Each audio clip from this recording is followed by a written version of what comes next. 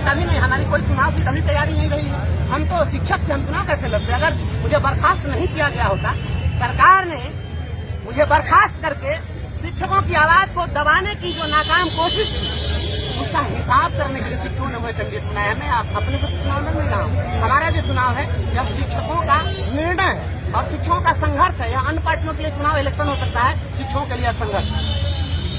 देवेंद्र ठाकुर तो कह रहे हैं कि शिक्षकों को फ्री में जो मौका दिया इससे पहले तो लोग ठेका पर काम कर रहे हैं। ठेका पर काम कर रहे थे, उसके पहले जो शिक्षक थे वो कौन ठेका पर काम कर रहे थे?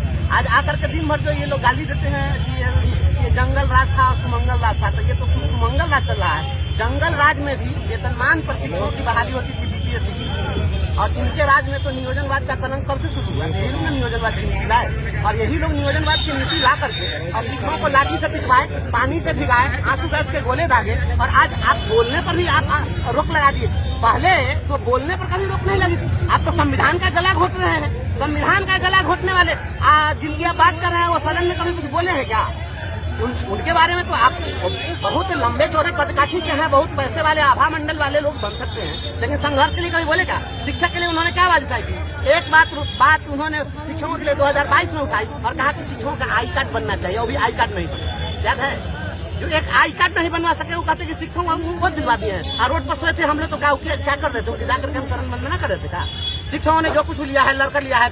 बिहार किसी के बाप की बकौती नहीं है। यहाँ के संसाधन पर हर एक शिक्षक, हर एक नौजवान, जन्म लेने वाले सबका समान अधिकार है। इसलिए अधिकार की लड़ाई लड़ते हैं। हम लोगों ने अपना अधिकार जो कुछ भी लिया है लड़ के लिया है, छीन करके लिया है। इन्होंने कोई हमको पारी कोशिश। तैयारियों की बात करें तो जनता से कैसा रिस्पॉन्स मिल रहा है? जो वोटर है कहाँ स्नातक की पूरे बिहार में 6 सीट है और किसी भी सीट के विजेता को 20,000 से ज्यादा वोट नहीं आता है।